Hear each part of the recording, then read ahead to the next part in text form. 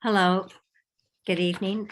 My name is Mary Kern, and I am the president for the Executive Council of the Shamanic Astrology Mystery School. And I have with me here this evening Daniel Jamario, our founder, and Lynn, his beautiful partner. And we're going to be talking about Mars in the underworld and how to create a post-patriarchal masculine principle, what that would look like. So Mars is well in the underworld. You may be feeling it. And if you don't know what that's all about, Daniel's about to tell you. So Daniel. Yeah, hey, thanks, Mary. And I'm very happy that Lynn is with me here today, and she'll offer good dialogue here as we go through. This is our monthly Vlogcast. I like to do one of these every month. I missed last month, but I thought that a really important thing for us to be discussing here now is this time frame we're in, which is Mars in the underworld. That time frame is August 23rd, and on August 23rd, Mars was obscured in the glare of the sun and entered into what the ancients referred to as the underworld, when Mars would go to the other side of the sun. The time frame is about 3 months. So basically it goes up until November 22nd. It began its journey at 15 Virgo. Interestingly, the exact conjunction with the sun, when Mars is exactly on the other side of the sun, is 15 Libra. And then on about I think November 22nd is when Mars will leave the underworld and appear as morning star. And that's at 15 Scorpio. So it's almost exactly 3 months that Mars is in the underworld. And in the Mars synodic cycle, which lasts about 26 months, every time there's one of these cycles, there's a 3-month or so time period where Mars is in this underworld time frame. It's a very unique and important phase for Mars. And this particular version of Mars in the underworld is emphasizing the overtone, or the sort of the larger archetypal reality of this Mars journey, referencing the sign of Aries. There has not been an Aries underworld time since the last Aries overtone, which began September 1988, and the one before that was October 11th, 1941. So it's not that often when we have Mars in the underworld with the overtone Aries. Now, just a couple quick things. So this is not going to be some kind of big teaching about the whole Mars synodic cycle. Actually, there's been a number of presentations done by myself and Eric in the past where we went into that. But this is simply to feature or put our focus on this Mars in the underworld time and what it would mean for global humanity and what it means for men and women. In this paradigm of astrology, Mars represents the masculine archetypal principle, but for both men and women. So it's not just about men. And just as we go through this conversation, the thing that's most fundamental to remember is that in talking about archetypal masculinity and femininity, we're not talking about men and women, although what has happened culturally does impact both men and women. So I want to make a very clear distinction here that we're not always saying, oh, Mars is men, or women, that Venus is women. But actually Mars on a woman's chart is her experience of the masculine, it's a projected image, and vice versa on a woman's chart. Sorry, on a man's chart, Venus would be the projected image. So we're looking at what the purpose would be, what the experience would be at this time in history, which is a great turning of the ages for we could say the predicament of archetypal masculine. Now, before we dive into the implications of this, I want to give a little backstory to this, because this has been foundational in the development of this paradigm of astrology. I'd like to just take you for a few moments back to the late 60s and the early 70s. Yes, that dates me, okay? Because I was actually involved very strongly in the astrological renaissance and the cultural revolutions were happening at that time. And in the astrological world, most of us in our group were quite aware that the mainstream astrology was quite patriarchal. So there's a lot of emphasis that was placed on bringing the full spectrum of the feminine in. And a lot of developments have happened there. But the thing I noticed was there was a whole lot less attention placed on masculine archetypes.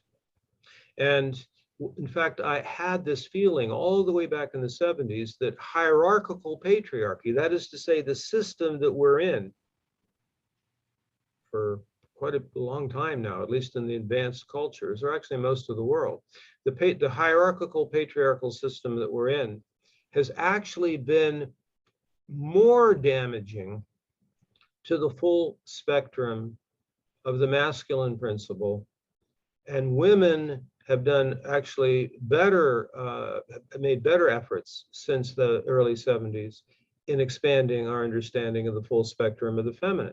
All right. So I want to, Mary, if you could maybe put up that that schemata of the archetypes of the masculine. And I really want to thank you for putting this together in this this form. Can you see it? So if one looks at this, and I don't want to spend a whole lot of time with this. I mean, it's going to be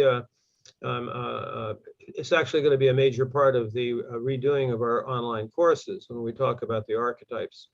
But here, what I'm showing here is that if you go back into hunter-gatherer aboriginal times, what is in red there was the way they perceived the different roles for men.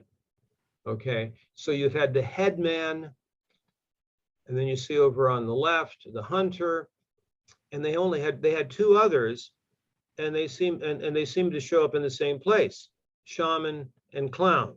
Those were the four main expressions. This comes from the work of William Irwin Thompson. Now, if you look at this diagram, it's a way of seeing four groups of where we can place the signs. And so we have it set up in a way where one axis is personal and one axis is impersonal or transpersonal. And so up there at headman, which would actually refer to impersonal, independent, what you now see as king and what you see in blue are the ways in which modern writers have perceived these four. And I'm referencing the work of Thomas More and others, where we have the king archetype for the masculine, we have the warrior, we have the lover, and then the magician or priest. And these correspond quite strongly with our understanding in the school of the different mystery schools of life, you know, in service to spirit, self-exploration, and householder. If you look toward the horizontal axis, you see the one that says personal.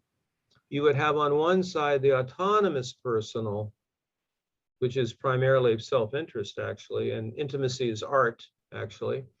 And then you have personal dependent. And I'm using the word dependent because essentially these are expressions of the masculine that have their identity that is based upon their relationships and their function. So as a husband, as a father, as a protector, the main things that we would associate in the mystery schools of Capricorn, Cancer, Aries, and Libra. Well, we see under self-interest, the lover, we have Taurus for sure, And then we have Scorpio when it's personal. Then down at the bottom, which is the in service to spirit, all of them are that. It can be both impersonal or transpersonal. And that is where we see the archetypal expressions of Pisces, Gemini, Virgo, and Sagittarius for the masculine. And what we have in black here is my own synthesis and expansion of the evolution of the understanding of these different roles for men. Okay, but now we're actually looking here at archetypal masculine. In our school, we conceive of 24 expressions, we could say gods and goddesses, and we've actually done other presentations on this. But we also recognize that archetypal masculinity and archetypal femininity exist, and it's important. I mean, even if you think of the human DNA, I mean, it's a double helix, 2 strands, you know, so we kind of have the masculine side and the feminine side. And so that aspect of the archetypal nature of duality and polarity is important. It's written into the DNA. But out of that can come many different expressions for what men and women can develop or become. And most of the time it's dependent on the culture. And what we've seen here in this diagram, and it's certainly a great template for much further investigation, which we do in our classes. But I did it this way so you can see how it has evolved over time, meaning that in a hunter-gatherer time, it's going to be different views. And the same thing applies to the feminine, but I'm wanting the attention here on the masculine and the roles for men. So we have here the evolution of it up to the current time period. And the way I have it in black, we would have then the fathers and protectors and the husbands on the personal dependent side, and that'd be like the householder ones. And then we have Taurus Scorpio as intimacy is art, but it's autonomous, you know, so, and actually this was something that came from an understanding that women writers came up with, that there's a version of being personal. It's also autonomous, and that's called alchemical, the only place on this where that's the case. And then we have up at the top again, we have leaders, you know, the ones that you know, and that can sometimes be Capricorn, that can sometimes, but it's usually Leo. I noticed that in our work here, actually I don't see the list of the current signs that we can place in there, but it's Leo, Aries when it's not relational, it's Capricorn when it's not householder, and so it's usually the usual ones we can think of that are autonomous and sovereign, the ones that are way more toward youngness, you know, while there are certain kinds of expressions of the masculine that are definitely more yin, even though they represent authentic expressions of the masculine. So the point of me just bringing all of this up is that throughout history, these roles do change.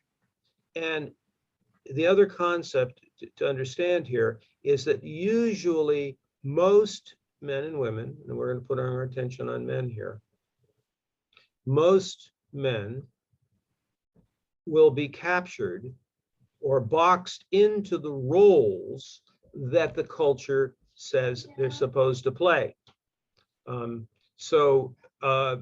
This is just a way of seeing this development that has come up to this particular time. One more point I want to make before we shift into the situation of being in the underworld, Mars being in the underworld, and what men and women are facing at this point in one of these unique time periods that we're in now, this 3-month time period.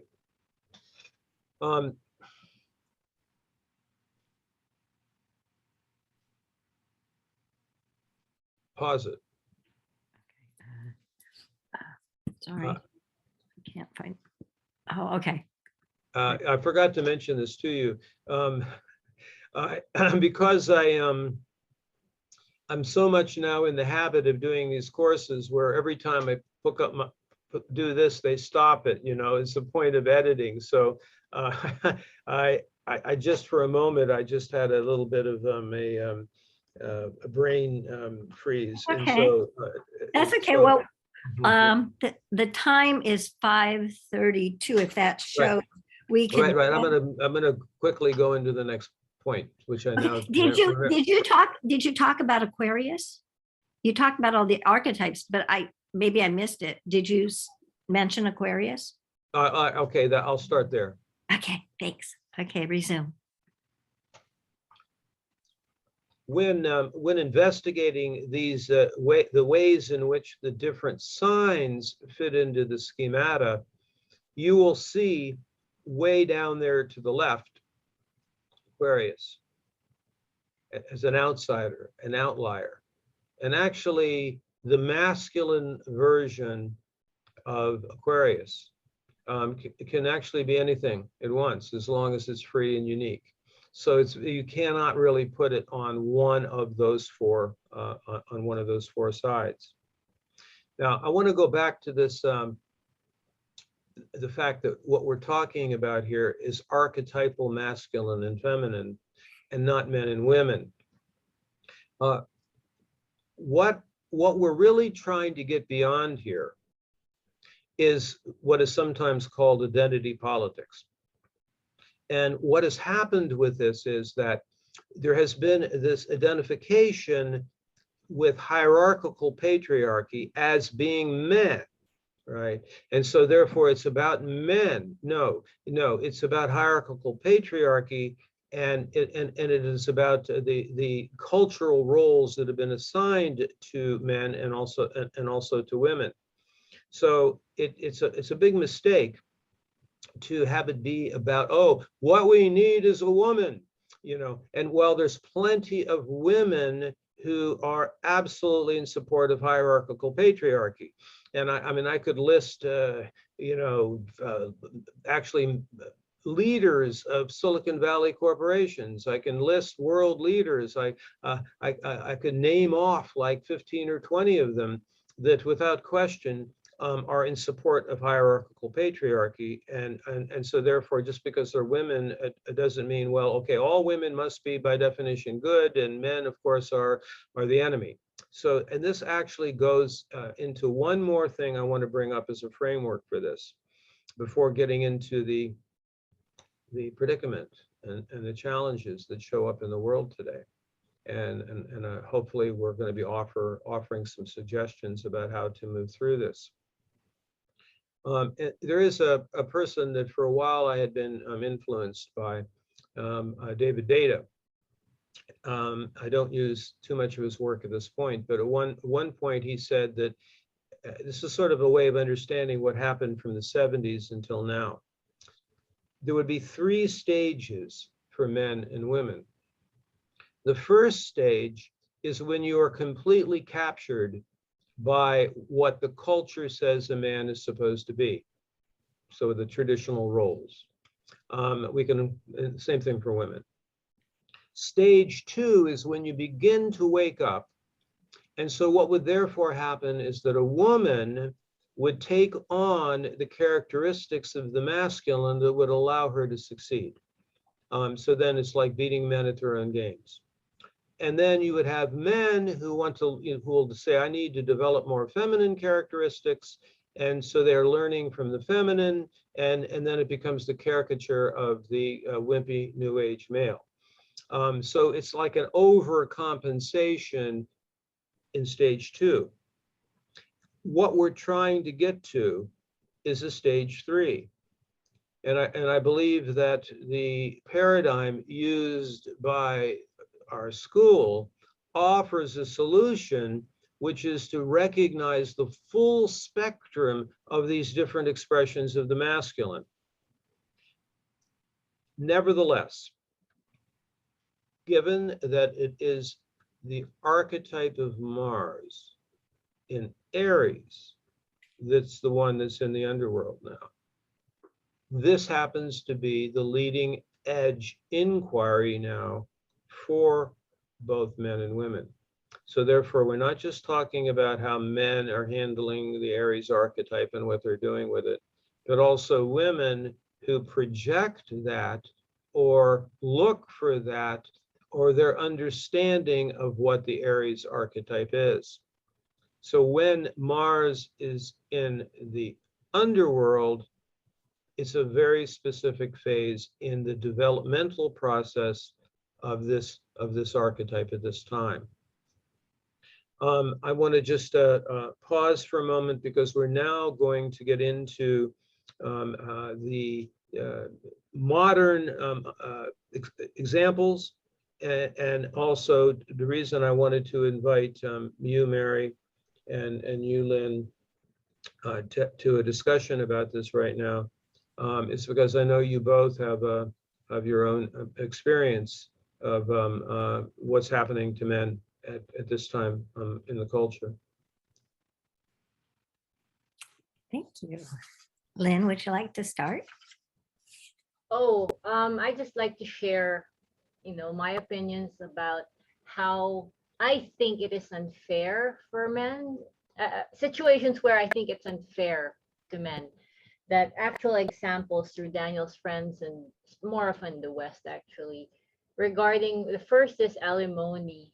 I don't actually agree with it because I see a lot of men still giving their salaries and all that years after they've separated with the woman. Then you see the woman going off on a cruise. That's just not fair.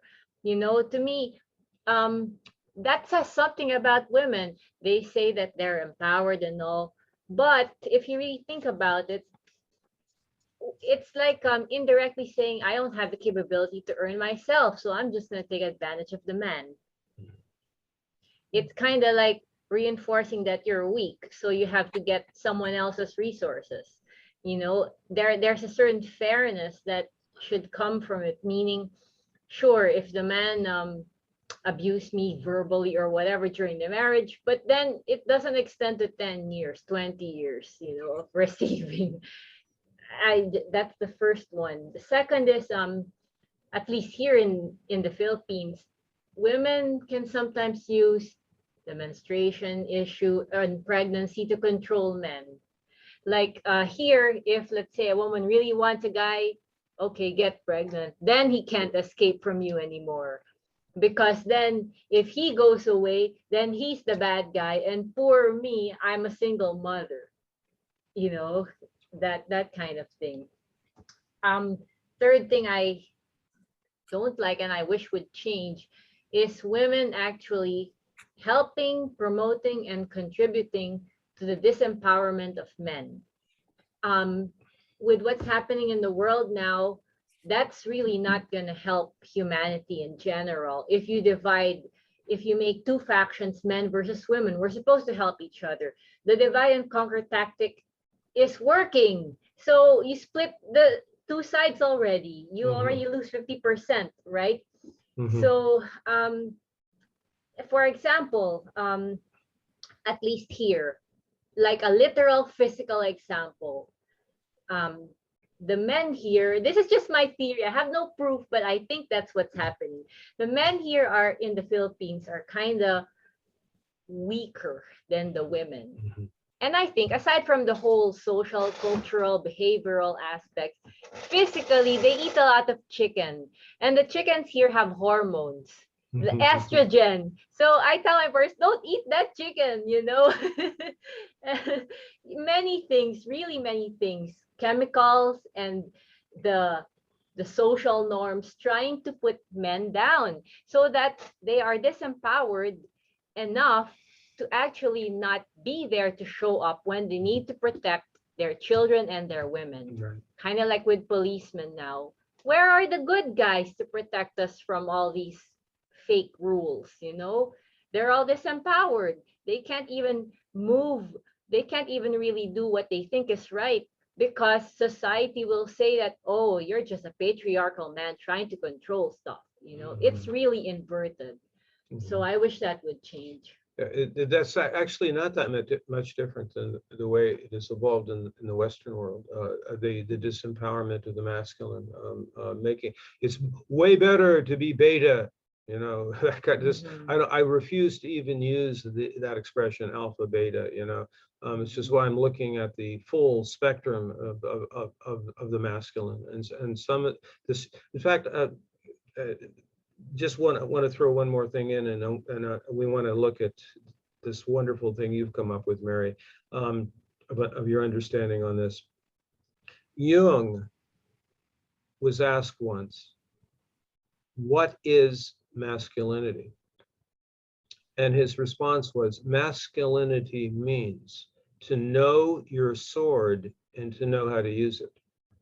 Now, eliminate from your mind the view of a martial sword, but thinking of it from the perspective of biology. What gives a man essential aliveness? Okay. To know his sword and to know how to use it. Well, for a man with Mars in Cancer, it's his capacity to be a great provider of nourishment. If he can be a great provider of nourishment and valued for it, then his aliveness is there. He knows his sword. That's different than Aries, let's say, which is I will win the game, or I will be the fastest one to the goal, or you know, or each one of them has its own essential masculinity, and the full spectrum is necessary to see all of it. So I just wanted to throw that in there because what Lynn said I think is so incredible because. It is a divide and conquer. Our view is that first and foremost, we're all humans. And I love to go back to the pre-patriarchal, actually even hunter-gatherer times, but even after that, where men and women, I'm just showing where men and women are collaborators. It's a partnership thing. And for the much larger time of our DNA history, 300,000 years, we have cooperated with each other. It wasn't a war of the sex between the sexes. That's just a more modern divide and conquer kind of thing. So, Mary. I would say two things to that. And I do feel so much compassion about this subject. But you, Daniel, have taught too how there's quite a few archetypes, particularly for the men who have had no training in our culture. And for those men, if it happens to be their rising sign, and even if they're coming from something that's very acceptable in our culture, that is so hard. That is so hard. And the second piece is the other thing I've witnessed is with interracial couples, how if they go through a divorce, I witnessed a 5-year excruciating experience of a wonderful Black American artist that I've worked with for years and years. And I had no idea there was that kind of discrimination in the court systems. I was absolutely amazed how he was ruled against and treated differently because of his race in that particular situation when his wife was white, Caucasian. Anyway, the other areas that I was just going to touch upon are the ones that often were brought up in men's human rights issues when the masculine human rights were really at the forefront of things.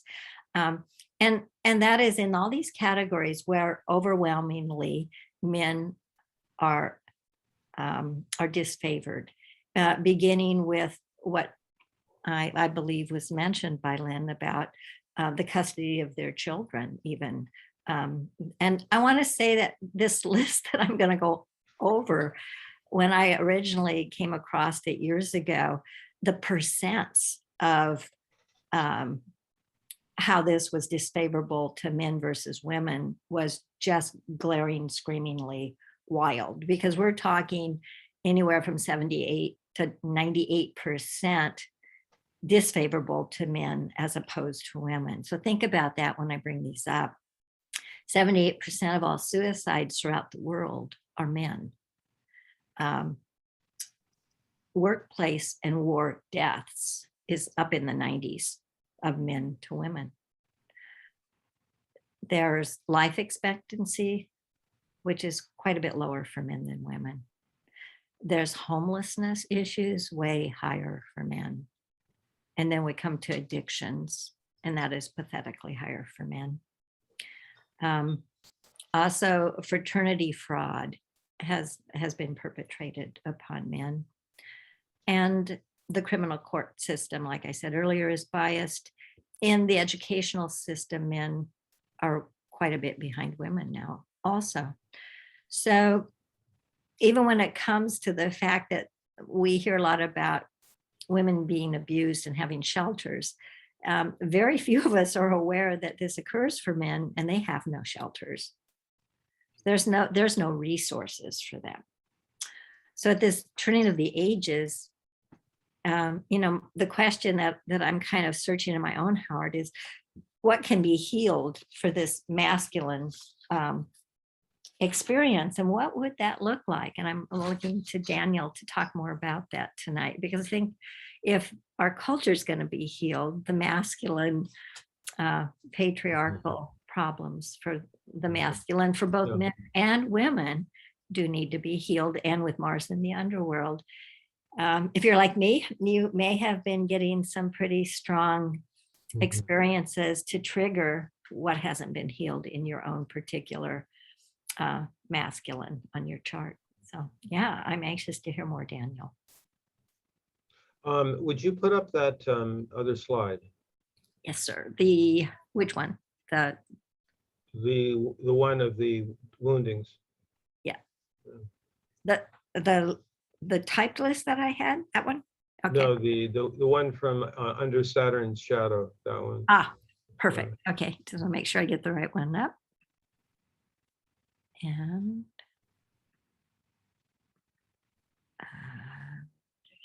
there you go. You see it? Eric and I have actually used this in our presentations about the Mars cycle.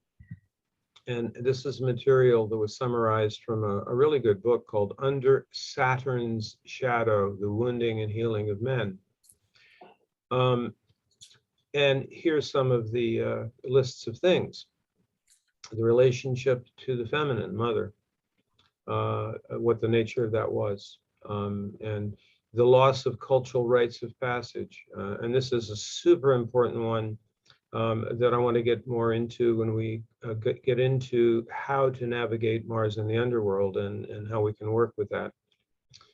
Unconsciously living out their father's unlived life. I mean, that certainly was something I went through. Many of my own initiatory experiences were my recognition that my father did not have the rites of passage that I assumed a father would have.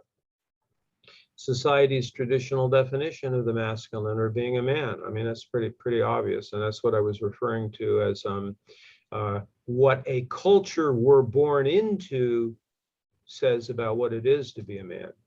And from the very beginning in our school, we've tried to expand the spectrum of masculinity, and it's no wonder that there's great confusion at this point for a lot of men about what does that actually mean to be that.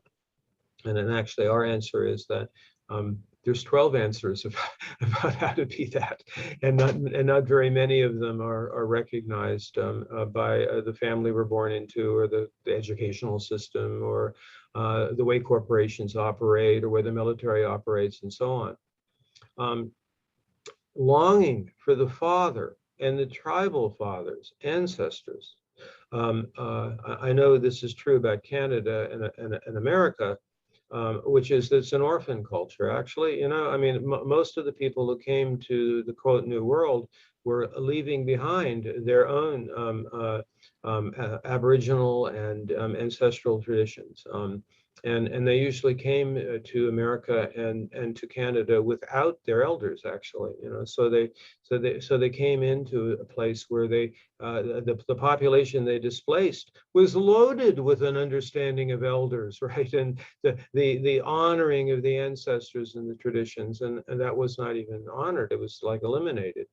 But there is still a longing for the elders and the tribal fathers and so on.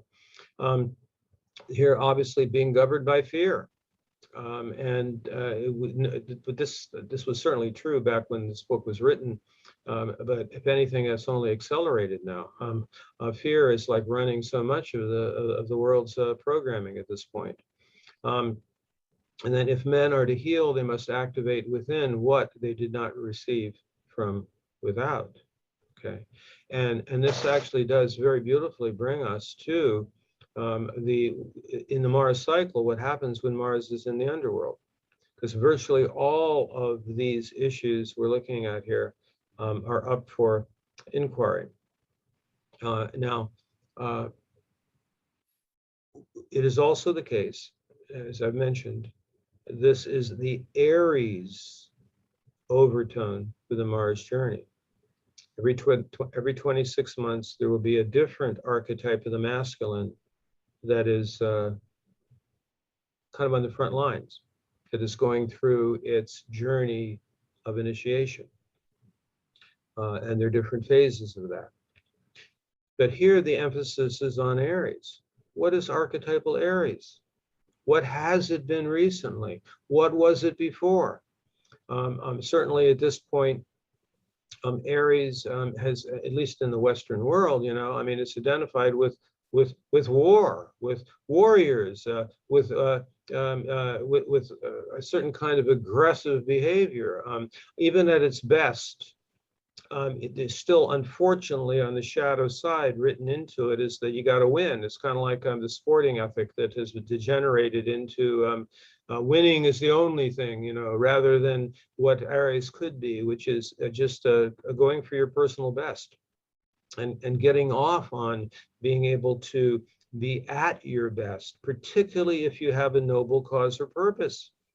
And so the nobility of Aries is tended to be given a short shift. The nobility of being a protector of one's family, of one's commitments, ability to commit to being a person who you can rely on, who has a strength that is extremely young. I mean, Aries is definitely on the far end of being the most archetypally masculine, no question.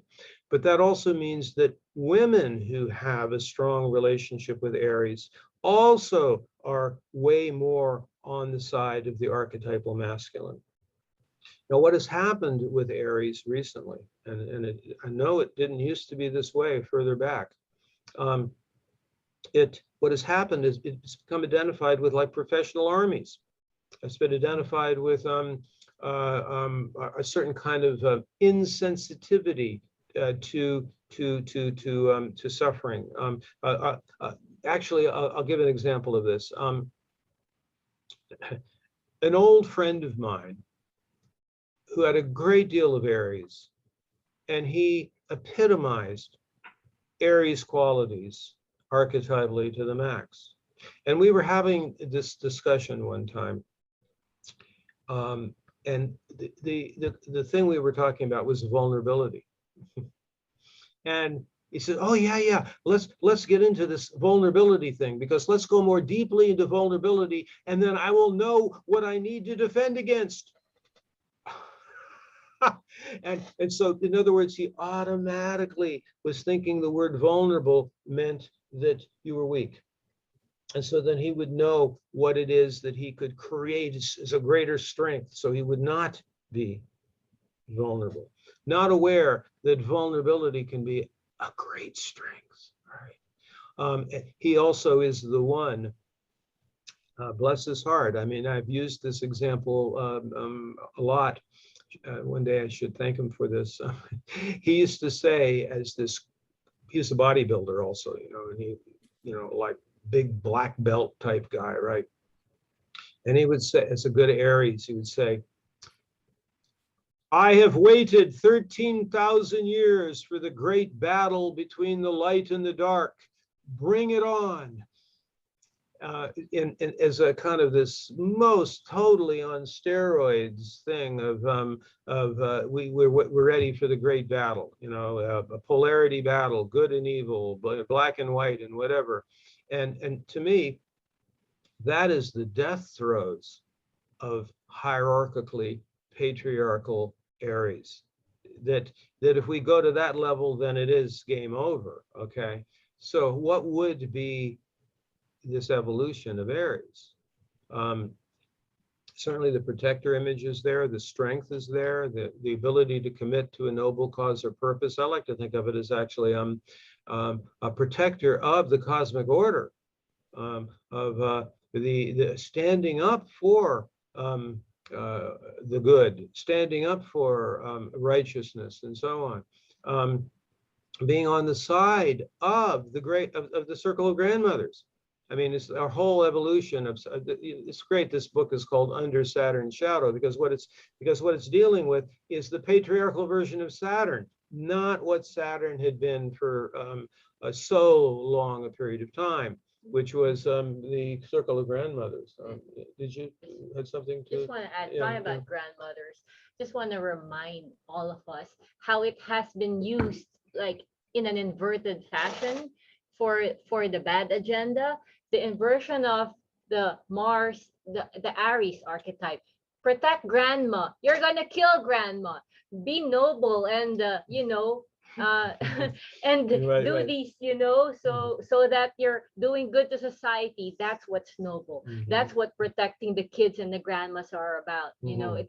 It's been used to the bad guys' advantage. It's such a really good point. Yeah. I mean, that's certainly the exploitation of that version of Aries, and then turning the policeman and the Yeah. military into beta, where they just essentially are following orders, wrong orders. So Yeah. hopefully one of these days there will be the understanding that what's happened to them is what was understood in Japan as the rogue samurai, the Ronin, who discovers that the lord they serve is a scoundrel. So then they basically reject following those orders and look for something worth being committed to, worth protecting, worth standing up for.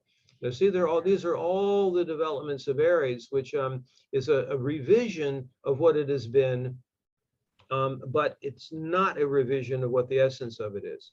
And also, if you think about the old style Aries version of battle, you come face to face with your enemy, you look into the eyes. But now it's like an inverted version of Aries. When there's like a policeman who beats up the people who rally and all, they don't even listen to their side.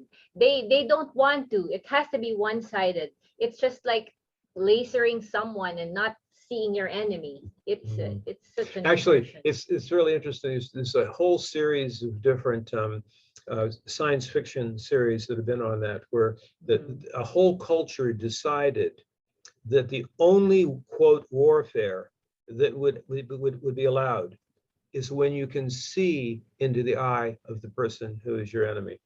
And that completely eliminates the technocratic version of it, where somebody's pressing a button on a drone and splat, where there's absolutely no personal, they're just following orders. So I mean, we could go on and on about this, but what I want to do now is to unless Mary, you had something you wanted to address here before I wanted to get into how to navigate the underworld time.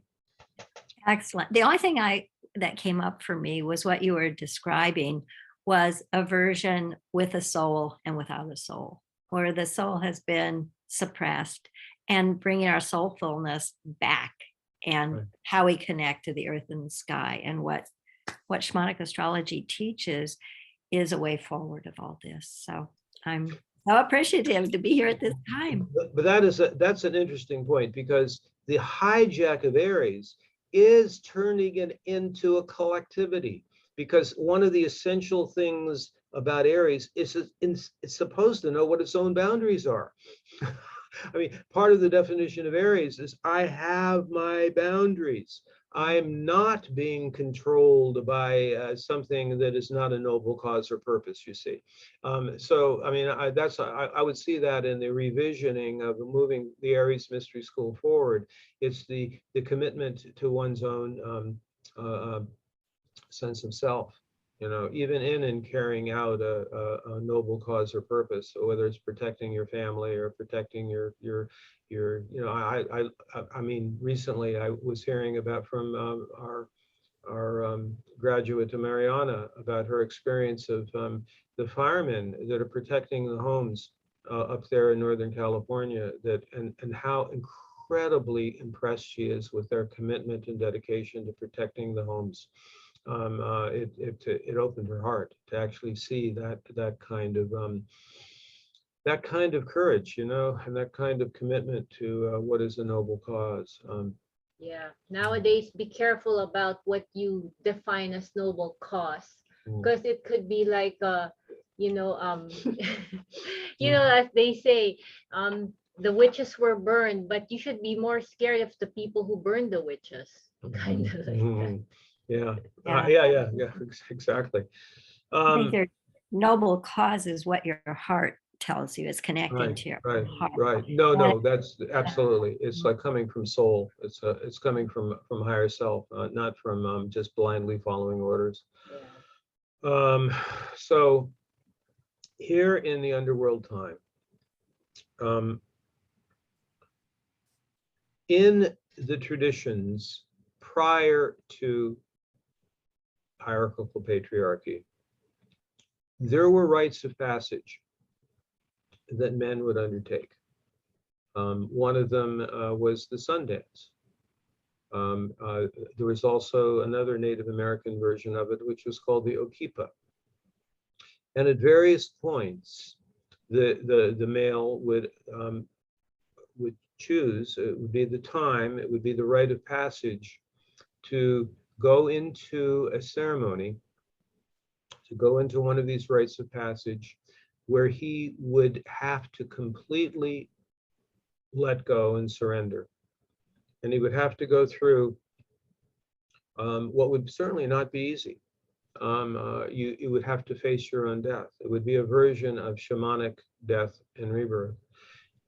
What I'm saying here is, in the Mars cycle, and when Mars is in the underworld, and again, it's August 23rd to November 22nd, that is this time frame we're in now, and it's been not since 1989, actually, that Mars has been in this version of the underworld. It also happened in, I think, in 1942, 1943. What occurs at this time period is a situation for the masculine that is equivalent to when Venus in her Inanna phase goes into the underworld. Now, what we have to understand here is that when she went into the underworld, and it's the same thing with Mars goes into the underworld, it's not a punishment. Inanna did not go into the underworld because she'd been a bad queen. Actually, in the original way that operated in the time period in Samaria, when matriarchy was giving way to patriarchy, she actually went into the underworld to grieve the end of the age, to grieve that she went to attend to the funeral of the great bull of heaven. And so she had to let go of all aspects of her identity, her possessions, her status, her role, everything about her had to be released in order to go into the underworld to grieve. Same thing here for the masculine.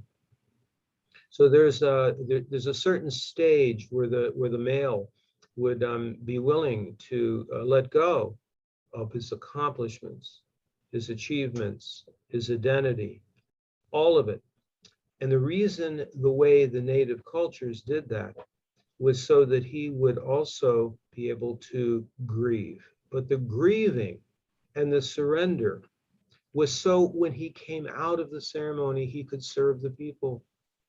So that it was a beyond an egoic achievement thing. You would come out of the ceremony and you would know how to be of service and help to your people. And so this time period now of Aries being in the underworld, being stripped away of everything it believed to be true about Aries, and going into a time period of letting go. And I think the most important thing here, you know, I mentioned how difficult it is for Aries to be vulnerable, right? You know, it's like a complete misunderstanding of the word vulnerable, that it can be a strength. also that is true with grieving.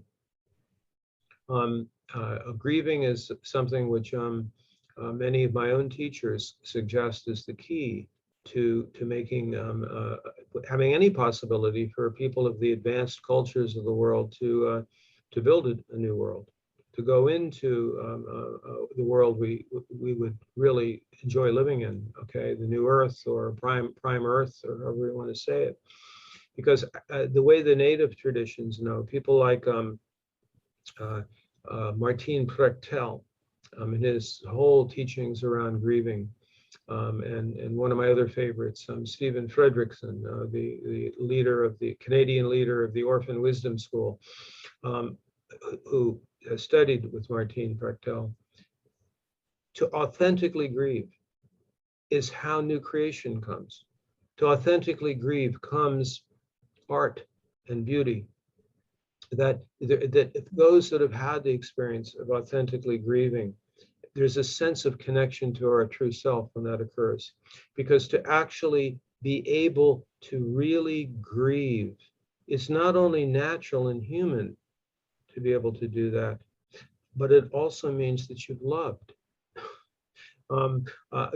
Grieving in its deepest sense of the soul's experience is really only possible when you've truly loved. You know, they're connected so beautifully, and out of grieving is then that capacity to create beauty and art. Even that is in celebrating the lives of those that have passed. And one of the greatest tragedies in my own experience, even also, but as I look around the world, is the way in which those that are in nursing homes, those who are taken away, you know, you can't go see them. My own last remaining aunt was in that situation. There was no grieving of her life. There was no telling the stories of her life. She was immediately cremated, and no one could go and be with her when she passed. So in a sense, Mars overtone Aries in the underworld is a grieving and a letting go of what men identified with Aries, the patriarchal culture identified with Aries, women who are still somehow in the thrall of patriarchal Aries and tend to support it. The grieving of letting that go and being willing to have something else emerge. The way David Data would put it, some stage 3 version of all these different masculine archetypes. The importance here for women is that if you have men in your life that are somehow an embodiment of this Aries type that we're speaking of, and if you're, if you have a really good one, you can understand and know the nobility and the commitment that comes from that type. But if you have been supporting the shadow side of what Aries has been in hierarchical patriarchy, this is a chance for you also to grieve that and to let go of that identification, or at least take responsibility for seeing your inner patriarch, if we could put it that way, and to somehow for us to get beyond this division, you know, that it's like all about, well, it's the damned men, you know, if we could just be women, you know, and that is really missing the point, missing the point. That the problem has been here at the end and the beginning of the Kali Yuga, the end of Kali Yuga, and the end of the beginning of a 26,000 year cycle. So time to revise these mystery schools, to dream them in a new way, and so I'm hopeful in what we're sharing here, that you will take the opportunity here at this time with Mars in the underworld, even if it's challenging and difficult, to not just spend your time thinking about how horrible men have been. And certainly there's been a lot of challenges. Good God, I'm not trying to ignore the damage that's been done to women. Absolutely. But that's not all men. and it's not open-hearted men who are trying to figure out what it is to be an authentic man at this point. And so they need women to be supportive of that. Mm. Any final Well, thoughts? well, I think we talked a little bit beforehand about that sense of grieving that we probably most people feel today, just in relationship to what happened 20 years ago today. But yeah, I think our culture is going to be experiencing this in a lot of different ways. And it does take you into your inner essence. It takes you all the way to your core. And when you get that very raw sensation of deeply grieving, afterwards, there's a cleansing. It's like a really bad storm comes through, and then things are beautiful and shinier and cleaner than you can even remember them being.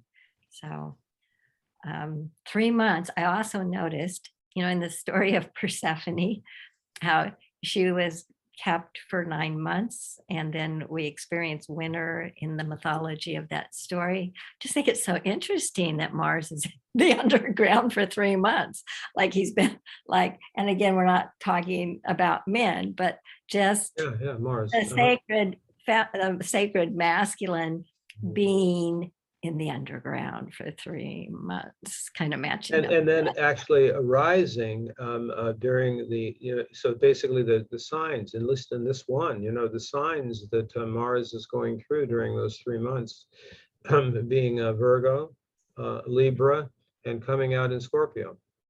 Wow.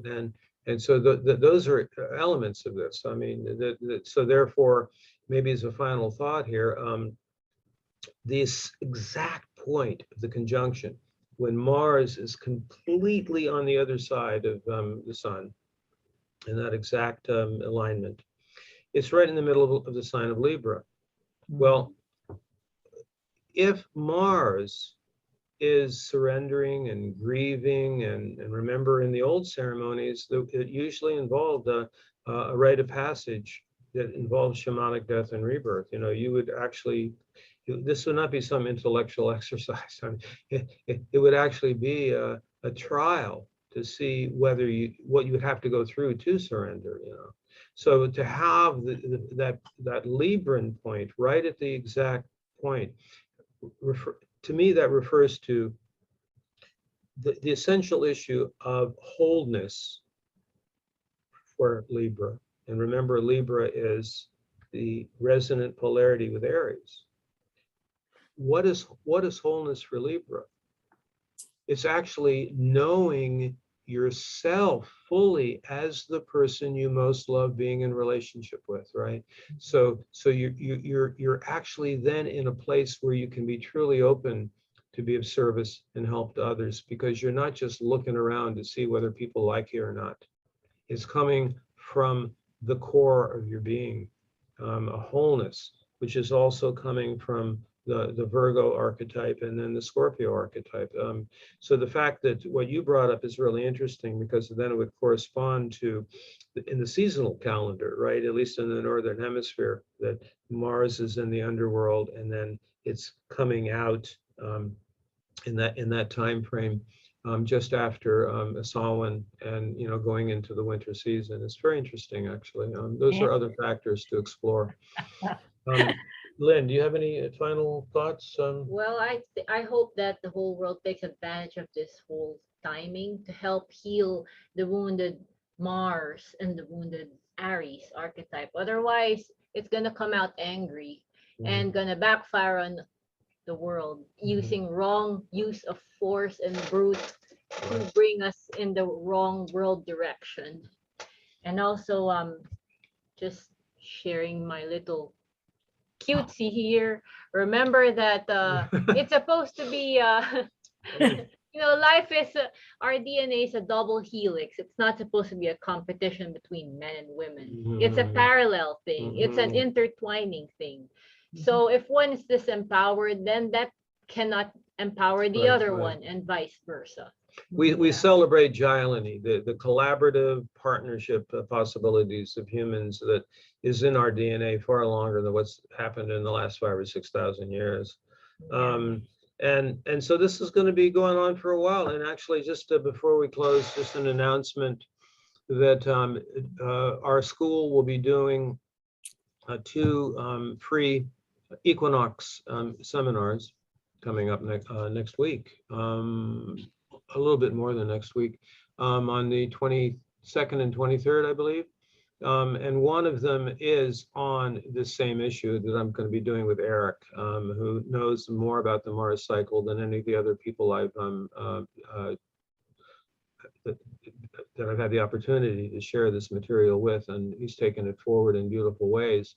And we're going to explore that more for everyone. I mean, a free one for everyone to hear regarding this Mars and the underworld time. So feel free to be in contact with Mary or Lynn and myself with any feedback you want to give on this. And it's obviously a big subject and more to come. I mean, it's a long time between now and November 22nd, you know, so we got to navigate this with open hearts and not with light polarization, you know, to really see all 3 worlds. Thank you, Mary, for helping on this, and I just totally love what you came up with to contribute to this, including the marvelous slides you developed, and having you involved too, Lynn, from your perspective, because I know you've always felt sympathy for the predicament of men, you know. And so until next time, until next month, thanks for being with us today. Thank you. I loved being with and sharing with you too. Thank you so much. Mhm. All right. Goodbye for now.